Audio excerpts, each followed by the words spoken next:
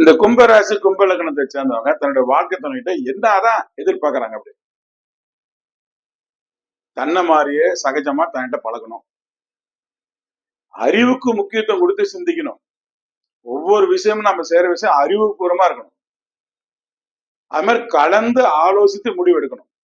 திடீர்னு நான் போனேங்க, நான் செஞ்சுட்டு வந்துட்டேங்க அப்படின்னு சொல்லக்கூடாது. அது ஒரு தடவை இவங்ககிட்ட கலந்துக்கணும்.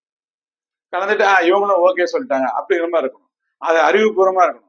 போனோடனே ஏதோ மனம் போன போக்குல, எண்ணம் போன போக்குல உணர்ச்சி பூர்வமா ஒரு விஷயத்தை செஞ்சுட்டு வந்து இவங்ககிட்ட சொல்லக்கூடாது. அது இவங்களுக்கு பிடிக்காது.